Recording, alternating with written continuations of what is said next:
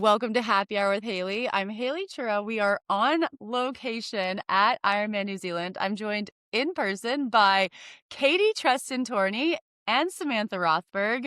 It is the day after Ironman New Zealand, and this is, if you've been listening to the show, this is something we've been talking about for several months now. We've been talking about this race and Katie and Sam's plans to race. And now we're very excited to kind of tell everyone how it went.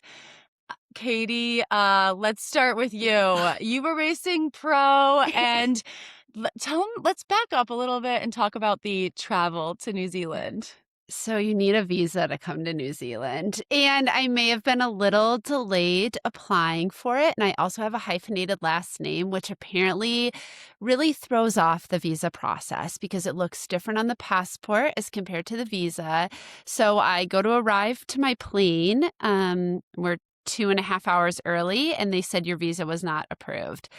And we scrambled, and they would actually not let us on the plane in Traverse City to fly to California because the next leg showed that it was coming to New Zealand. So they wouldn't let us board. They said, we can't let you on any airplane until you have a visa. And we asked if there was anything we could do. They said no. So we ended up having to cancel our entire flight pattern out here. We scrambled, and that night we booked a new flight to fly to California because we figured it would be easier to get from California to New Zealand as compared to Traverse City to New Zealand. So we took a overnight flight to California, and then we were stranded in California trying to get the visa approved, trying to get everything approved to come over. So we ended up staying there for a day and a half, and then we booked with Air New Zealand, who lets you have a pending visa status to come over. So booked a new flight. The family jumped on an overnight flight. I honestly didn't think I was going to be able to race. I think I called you just so distraught because I didn't see any way that I would actually be able to get to New Zealand, get to the pro meeting. But it came through. We got on an Air New Zealand flight. We came to New Zealand with a pending visa status. They approved the visa when I got here, and they let me race. So it was a couple days delayed, but we made it. So, And we'll talk more about that in the terms of like challenges in Ironman. I think that this is a very hard sport, and just the actual thought of swimming 2.4 miles, biking 112 miles, running a marathon all in one day, but the gear, the travel involved, visa issues, that's also part of the sport. And man, it's so tough. Which a part of that also is staying healthy. And Sam, let's talk about your trip to New Zealand. It started great, although I also did not have an approved visa. So on my flight to California, I just was manically refreshing it. And once I got to LA, they were like, it's fine as long as it's pending. But we were always booked on Air New Zealand. So I was nervous about you, but I'm glad we all made it. And then I had a cold the week before the race, and then got on the plane, felt fine, landed here, and just got so much worse. And I gotten to know the Kiwi medical system, and I have bronchitis. So I did not race, which was incredibly disappointing after all of that training. It is just a really hard part of the sport, but I also think you have to take care of yourself and your health, and that was a very sad thing, and definitely not something we necessarily had on our radar. But you're doing better now. You're here. You're I'm able here. to You're in New podcast. Zealand. Yeah, I still get to be in New Zealand. I still got to cheer for Katie. I still got to watch you do your thing, which I'm sure we will talk about. Yeah, I was going to say, give us the lowdown on you. Well, my visa went through fine. Sorry. I got on the plane as planned. Everything was Slept great on the plane. Oh my It God. was so lovely. She slept amazing. I slept 10 hours on the plane. I love this for I you. just hope everyone hates me so much. But no, everything has been really, really cool. And I did come here not necessarily knowing that what my role would be on the commentary. And it got clearer as we got to race day. And even on race day, it's a very dynamic job, and so your role is ever changing, and I loved it. Like, it was, oh my gosh, it was so, so fun. But before we get into the commentary world, I do want to talk about Katie's race. You did race. You raced, this is the Ironman Pro Series. You raced as a professional. And you have raced Ironman Pro Series previously. You've also raced a regular, quote unquote, Ironman as a professional.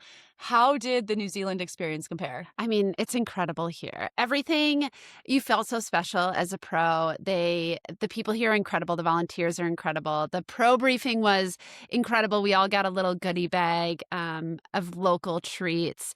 It I'm it's a special, special race. It felt very charged. It felt very exciting. It just felt like a really cool opportunity to be on the start line against incredible athletes. And it's just such an honor to race here.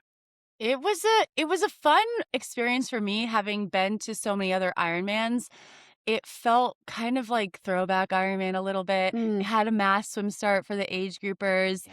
There was just a lot of things that reminded me of the Ironman of the like 2010s, Yeah. which is very in style now. Nostalgia's in style. So the city of Taupo. It just felt like people were really excited about the race, and I think Sam, even you noticed that walking around and Absolutely. at the medical clinic. At the medical clinic, but also the only other Ironman I'd been to was cheering for you in Kona, Okay. and, that felt like a very different experience. People are so excited that you're here. All of the stores have Ironman flags hanging in them. They have swim, bike, run cutouts or these little wooden cutouts. Um, every single person we talked to said, "Good luck. We're so happy you're here." From the Maori, which I don't think I'm actually pronouncing, Molly. Maori community, it was just incredible, and when I went to the clinic, they were like I thought they were gonna say, "Don't race." They were like, "What can we give you so that you can race?" Even one of the women was like, "I'm not allowed to give you a hug, but I wanna give you a hug," and I was like, Mm. "You can give me a hug." Oh. When I went to the pharmacy, when I still thought I was gonna race the first time, the pharmacist Jojo wrote down my number so she could cheer for me. It's just incredible how supportive they are and how much they love people coming here and showing off their city, and their culture, and the haka was incredible. So it was really amazing to see it from a spectator experience, even though I couldn't race, and just feeling so welcome to be here and how excited they were just to show off their culture and their community. Yeah. And they did. The course. Katie, let's talk about the course because you got to see a lot of it. Yes. What was that start like with the pro women? It was a cloudy, kind of cool morning. There was a little bit of chop on the lake, and you got to line up. They actually like made you line up a little behind the start line. So really confusing because it was unclear what that was actually going to look like. They had us line up, I don't know, 30 feet behind the start line. And they said what they were going to tell us is you have to stay at that line. And then they say you are now in the hands of the starter and you could gradually move up to the start line, but we weren't sure what that time was going to be. And then they were going to shoot the cannon off. So we asked in the pro meeting, like, does that mean you start racing when they say you're in the hands of the starter? Like when you go into that box? And they're like, no, you need to be gradual. And so all the pro women are like, we're not going to be gradual. We're going to go. And so even at the start line, there was a lot of chatter on like, are we going? Are we not going? What are we doing? And everyone was there treading water and they're like, we're going. As soon as they say you're in the hands of the starter, we're going. And that's what happened. Everyone was pretty much supine in the water. They said, you're now in the hands of the starter. And the pro women just went off. And the last couple pro races I've done, well, the last 2 races I've done, the swim has been canceled. So this was lovely to actually get a swim because both Chattanooga 70.3 and Chattanooga Full were both canceled. Um, it is a different in Texas. I think there were 40 of us women, and that's a very different feel than the 20 that were in the water.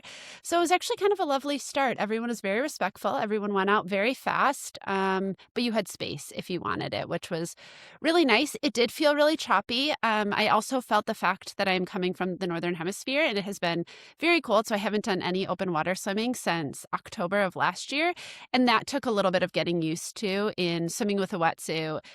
For me, I find open water swimming a lot different than the 25-yard pool swimming. So trying to navigate that.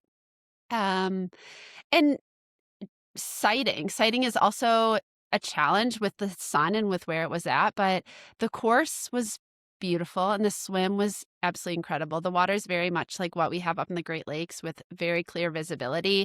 You could see the bottom, you could see everything around you. It was wetsuit legal, which is lovely. But it was a great swim. I had prepped a lot for the swim. I'd made flashcards with everyone's cap colors, and then I was stationed on the beach and then on a platform above, and I couldn't see a thing. So it was kind of interesting. I ended up like watching the broadcast a lot more with like a one earbud in my ear, trying to watch the broadcast, waiting for them to kind of throw to myself and Tim Reed, who was there sort of commentating on the men's race. So they had the two of us together. And it was fun to watch it, but it was definitely it was hard to tell. Like it gave me a lot of perspective on the commentary and the broadcast, because when everyone is in a wetsuit and you have different colored caps, but man, it is hard to tell. But it was fun to have that experience and get to see that. And I will say it was just also really fascinating watching our cameraman Dan, who had done the race several times himself. He was giving us a lot of insight into the lake, what it's like, and that helped with our commentary. But it also was wild how he could pack up his camera gear and put it into like a little, I think he called it like a radio flyer, like basically like a little wagon, and then move it all around the course. And so we were on the beach to start. I saw you before the start, and then we moved up to a platform above where we had a really good vantage point of the swim. But it was a lot. And for me, it was a little like rocky. I was very nervous. I was nervous for all the athletes racing, and then I was nervous for myself. And I think my early hits, I think they're called, or when they throw to me, were a little rough. And Tim and I were kind of learning how to bounce off each other and riff off each other. And it got better as it went. It definitely got better. We did have Craig, who was our kind of our handler, a man from Ironman, and he gave us feedback, which helped a lot. And you're like learning on the job and doing better as you go. It kind of felt like an Ironman in a way, where you try to build into it. Kind of negative split that marathon, but I hear it was great. What did people look like when they were getting out of the water? Because we got out of the water and we had a pretty steep run up and a pretty long run to transition. What did everyone look like? Were they thriving in that point? What was the vibe of the field? it was fairly cold at Yeah. that time. And I was worried people were going to be like cold getting on their bikes and just maybe having trouble putting helmets on, that kind of thing, grabbing your bikes, because sometimes that is what happens. Like when your extremities are a little cold coming out of the water and the air temp was cold. But actually, it felt like people had a lot of adrenaline going, and maybe Yeah. that run helped kind of Warmed warm you you up. up, because Yeah. actually people seemed pretty with it by the time they got to transition. And uh it was you could also see some disorientation where people like couldn't find their bike. And I've been there, right? And I have seen that, and I'm like, oh no. Yeah. But then it's like, okay, it's a long day. Just get yourself going, keep Yeah. yourself through that. And so it was really fun for me to see it from that perspective.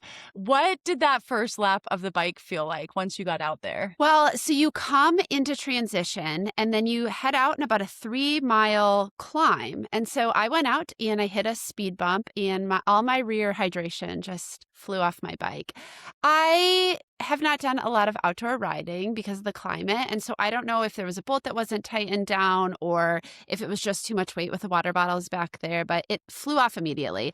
So I looked, I saw all of my hydration fly off my bike, but there's a rule in Ironman that you can't put the hydration down your front end, and I had nowhere else to put the water bottle.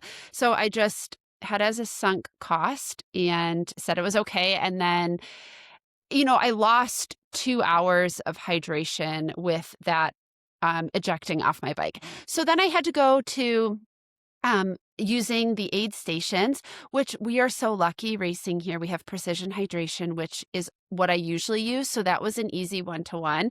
But I put so many calories in my bite or in my bottles, and now I had to use all gels. And the gels aren't a lot of calories. I think they're like 20 to 25 grams of carbs. And if you're trying to do 100 grams of carbs, that's a lot. So I stopped at the first aid station, and this poor woman is holding like 7 more in gels. And I was like, can I have all of them? And she's like, no, you can't. And I was like, I don't think you can say no. I think we're allowed to have it all.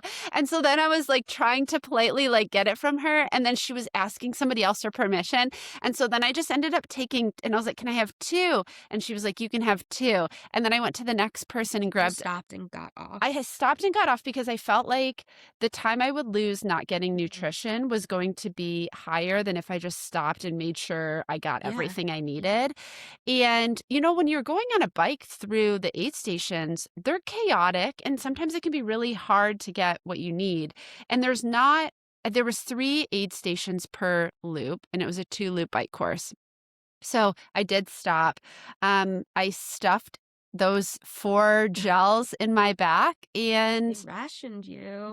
they rationed me, and I made it work. I knew I needed to back off on effort a little bit because for me, finishing this race was more important than going as hard as I could and potentially blowing up. And I knew it was going to be a really long day, especially if I didn't have the calories that I had trained with and I was used to. So I did my best. I could definitely tell that I was pretty depleted with the gels that I had on.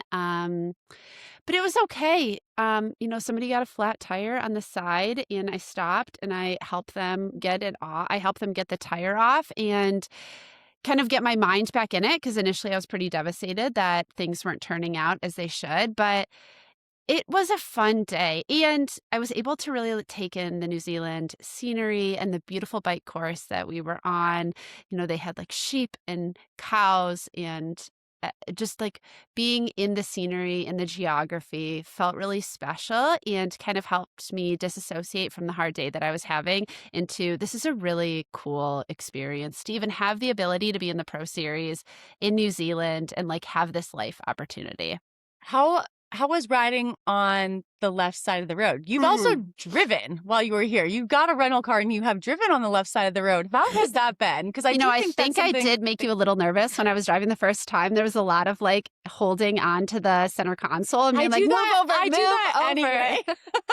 You got it like, by Haley, I'm trying. Plenty of room on your left. Keep moving over. I did try my hardest. It's been the thing that spooked me out the most is when we were doing a training ride and I would see cars coming to me and I would get really spooked, but they were coming in my direction and then realizing they were actually on the other side of the lane because I would think they would be headed towards me and I was going the wrong direction. But the course was so well marked, it was easy to navigate around it and it actually felt pretty natural. Yeah, we had, after the flight, I think we arrived after 2 nights of no sleeping, and then we jumped right into a rental car, and that was quite an experience trying to have my husband and I learn how to drive on the other side of the road, being like 48 hours without any sleep. That was the most treacherous, but we have since improved. Sleep really helps with that and response time, and we're getting better, and now we have another week to continue to learn how to drive. And moving on to the run, you mentioned having your family here, which does include your 5-year-old son, Bear. This was like the first time he's kind of been old enough to know what is going on, I think, and watching his mom race. Did you see him while you were out on the course? Yeah, it was really funny. We made it back to the room at the end and he was like, Mommy, I thought you were going to swim a day and then nap and then bike a day and then nap and then run a day and then nap. He's like, you did all 3. And he's like, I'm really tired. So it was really cool because I could hear him yelling. Ironman does a great job with the Iron Kids event. So he got to race the day before us. And so he felt very special and part of the community. And then he wore his little medal and he was having so many people on the sidelines talk to him about his race. And so then I think he really got the ethos of like what it's like. And yeah, it's really cool. When I was out on the bike, I knew I was having a really hard day. And there was a lot of times that I was like, I want to quit. Like, this is so hard. And my big thing is I didn't want to quit in front of Bear. And I wanted to show him that if things get hard, you can still continue to push and you can still, there was no reason I needed to quit. It just really hurt. And I wanted him to see his mom be able to push through and his mom be able to continue showing up when things got really hard. And that was really cool. And what about seeing him at the finish? They actually had a pretty cool VIP section here at Ironman New Zealand. And you were able to like get your family to where they had a clear view of the finish line? It was so cool. And my sister, who has always been my support human for my entire life, has never gotten that VIP access. And then the first race that she doesn't come to, my 5-year-old gets it, and she is distraught. So shout out to my sister Christy. You will get a VIP one day. But yeah, I mean, they had this little VIP tent right at the finish. They had chicken nuggets for Bear. They had alcoholic beverages for my husband. They're sitting there. It's under the shade. I hear it was quite lovely.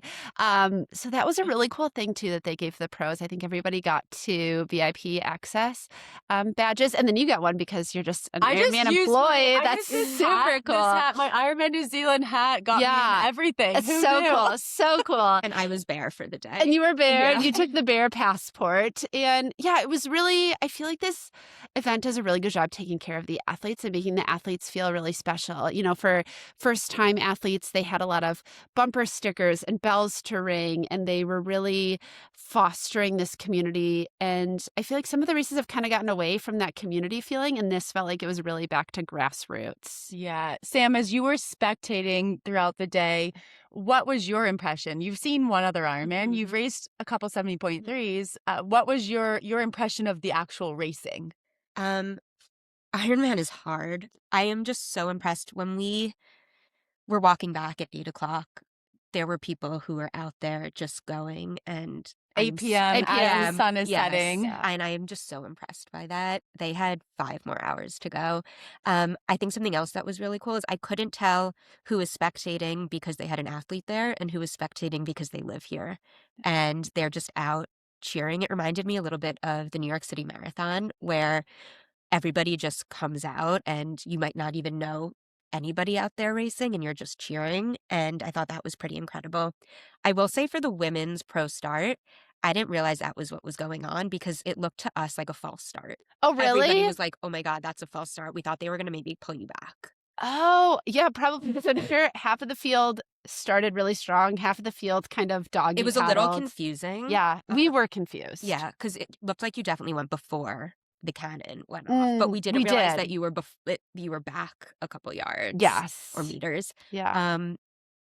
Being at the turnaround was really cool too, because there were also the 70.3 athletes coming in, and you could see the people who were like, oh my God, I made it to the run. This is my first 70.3. You could sort of tell. And there were people who were like, oh my God, I made it through one lap. I'm going to do it again. And I will say, the people who weren't commentating, but the announcers who were there, on the ground for the athletes and the spectators, they were amazing too. They were going down, they're like, who are you cheering for? Are they coming? And they did a really great job at including the spectators and making it really fun for the people racing. I just think overall it was one of the most incredible experiences I've ever been able to spectate too. And I can see why people come from very far away. There were a lot of Kiwis, a lot of Aussies, and it looked like a lot of Japanese athletes actually had come down. So it's, I guess, not that far. But everybody was so friendly, and you'd be standing there and they'd be like, who are you cheering for? And suddenly everybody would be cheering for that person. Yeah. And it was really cool because everybody had their name on their bib. So sometimes just the pro athletes do, and sometimes the pro athletes don't either. But I couldn't tell who knew me and who didn't know me, but everyone was like, go Katie. And that was really cool. And then everybody who was on the bike, you could see their name on their bike too. And it just made it really special. How did you feel about having the 70.3 athletes already on the course when you got out there? It was honestly not an issue at all. I thought it was going to be an issue, and they did an incredible job spacing us. So by the time I caught them on the bike, they were very spread out, and passing was not an issue at all. And everyone was doing a really good job hugging that outside lane. So it is weird because we pass on the right for this race as compared to on the left. And so I had to get used to saying on your right, but there was so much road. It never felt crowded. It didn't, like in other races that I've done, Texas specifically, you get these huge clumps of people, and those clumps didn't exist for this race. Did you notice a difference with the 20-meter draft rule? So it was really interesting because the age groupers are 12, and then I was 20. And so it was interesting because there would be age groupers who were spaced out 12, and then I felt like I had to be farther back You had from the race them. range of those I set had to 20? Yes, but it doesn't pick up on the age group Oh, athletes. so it's pinging off the It's other race pinging off the rangers. other Okay. race rangers. So that was interesting to navigate through, but honestly, everyone was so spread out, it really wasn't a Mhm. big problem at all. So when I was so I'd come back and watch because again, Ironman is a very long day, even Yeah. if you're spectating. So it was pretty cool to come back and watch and then be like, I know exactly where they are. I know exactly where Haley's standing right now. Yeah. Um, but from seeing what the motos were filming, everybody was so excited to see the Ironman, the pros or the age groupers come through. Like they moved over, they cheered. Same thing on the run Yeah. because people are out there too. And it was really cool to see. And even some of the athletes, the pros, were like chatting back with the age groupers. They were like, "Come on, keep up." Yeah, And stay with us. it was really sweet. And I think the four that's another reason I picked this race is the 4 laps. They say you're never alone on the run, You are not. and lots of really good spectating opportunities. And it just seemed like everybody was happy, like the athletes were happy, and it's a Yeah. hard thing to do, and even when they had to dig deep, it seems like they were still mostly with it and enjoying it and just having a good day out there. Yeah, I mean, regardless of your level and your speed, you have to respect everyone being out there, you know? So it hurts for everyone. It doesn't not hurt for anybody who's out there. And so you see everybody is cheering each other on because genuinely you understand the hurt that they're feeling. You understand what they're going through. And yeah, people were all cheering for one another. If people were walking, everyone was encouraging them to get going. And yeah, it's just a really cool sport. It's individual, but it's also like very interconnected and kind of team based. Yeah. How did you feel about the 4-lap run? I love laps. And 4 is a little daunting too, because you're just like, I'm gonna keep doing this so You passed many the finish times. line 3 times So many too. times. And you're like, I will come back for this. So I kept breaking it down. Like the first lap, I'd be like, oh, I only have 2 more Texas laps left because Texas is a 3-lap course. And then after I did 2 laps, I'm like, oh, I just have 1 Chattanooga lap left. Like, so I just kept trying to break it down into different courses that I've done because 4 did feel kind of daunting in it. But I loved you were never alone. There was so much support. The aid stations were well stocked. Um, it was great. Uh, how about the finish line? When you finally got to go down the finish line, what did that feel Lovely. like? I mean, I the finish line feeling is second to none. It feels so good. I that last you take a last corner and you go up a little hill and you can hear it, you feel it. And at that point you've run by it 3 times and so you're so ready to be there. There's just nothing like a finish line, especially an Ironman finish line. They're so special regardless of how easy, how hard, how good your day was or how bad your day was. There's nothing that takes away from this how special and how good a finish line feels.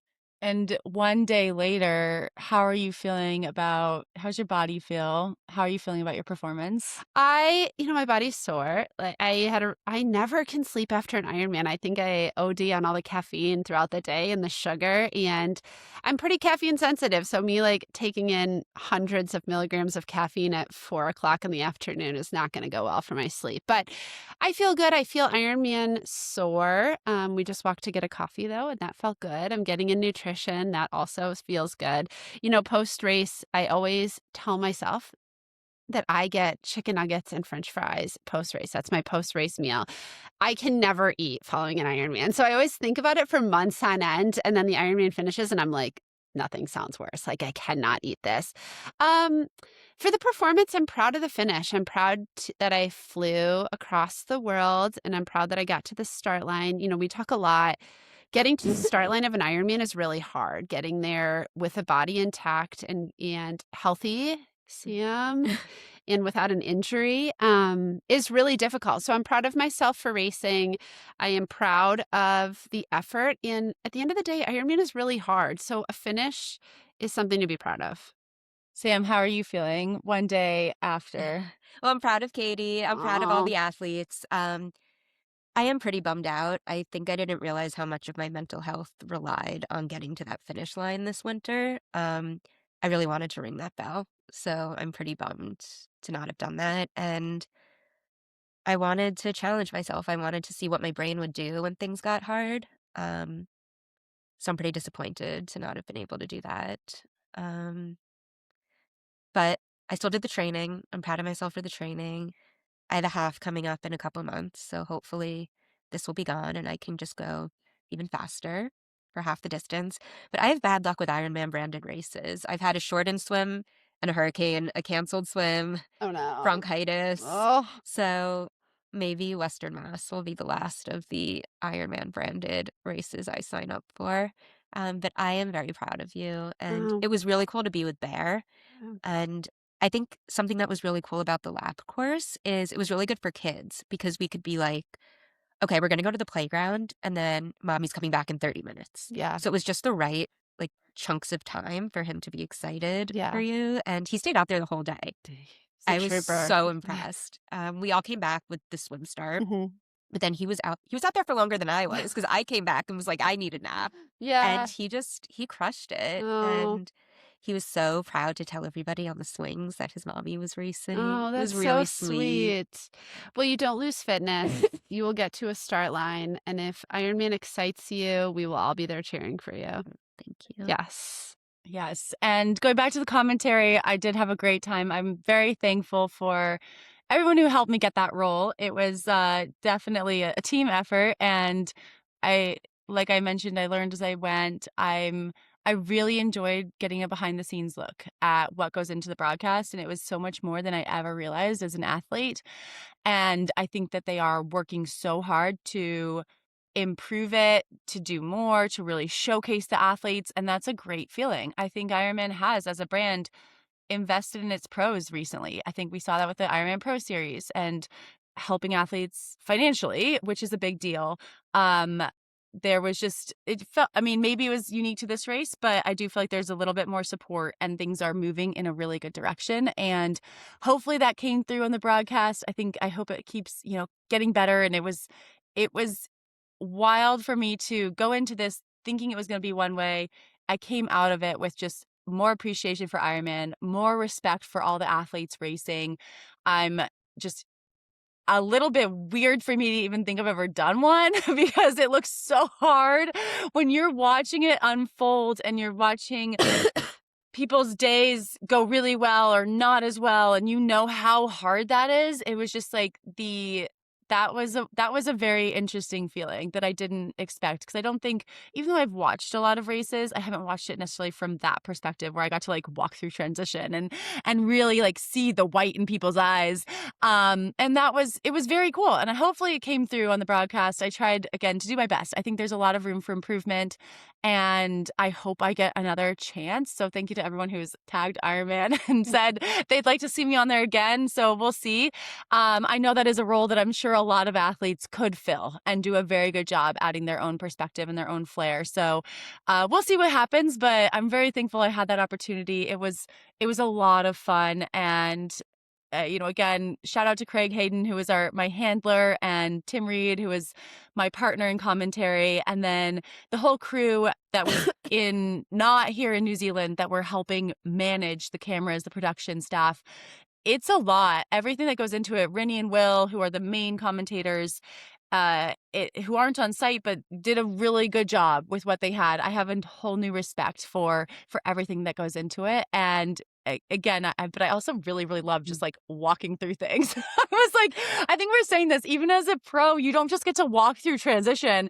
And I was just like, oh, let me just cut through everything. Yeah, you're a VVIP. You can't go back now. I know, it is true. I've been like a super important person. I don't know if the Ironman New Zealand hat would actually work at other Ironman races, but I think it would have looked official. I haven't watched a stream yet, but I've seen a lot of Snapchats of all of the comments that were so positive. So I know you did incredible.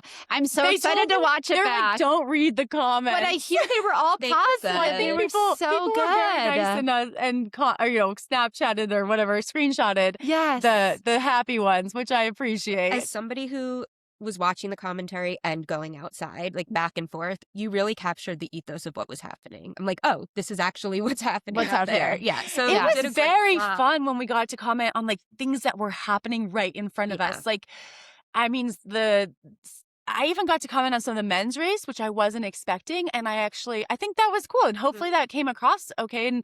And luckily I did know, I had studied the women a lot more than the men, but I did know some of the men that were having really incredible days. And so that was fun. And I think having both my voice and Tim's voice, I think like Tim could comment actually quite a bit on the women's race as well. He coaches Regan Holyoke, one of the pro women. So I think it actually worked pretty well. And again, that wasn't necessarily planned. It was planned for us to be separate for most of the day. But I think they liked how it looked and how we were able to have a good rapport after we got to know each other. And I think that, again, kudos to the Ironman production team for seeing that on the spot, pivoting, making that happen. It was a very fun, adrenaline-filled experience in a different way than racing is. And it was also just so good to see people. Like, it's been a wild couple months for me since I retired after Kona. And I think that getting to come back to a race, being in this environment, seeing a lot of the other pro women who I've missed over the last couple months, and I miss being in that community and feeling like I'm still part of that community was really, really healthy for me. So I'm very thankful for that. Yeah, you did incredible. I'm excited to watch it back. Yes. Well, thank you again for recording this quick recap. We didn't take too much time. It's a nice little short show, but I'm glad we did it, on our way out of New Zealand, day after the race. It's always a very hard time to podcast. I do recognize that. So thank you for sitting down with me, and hopefully people enjoyed the show. And, we'll keep, even though we don't have our running commentary on how we're training for Ironman New Zealand, we'll figure out what's next. Yes, that sounds great. It was so great spending time with you all. And thank you for listening.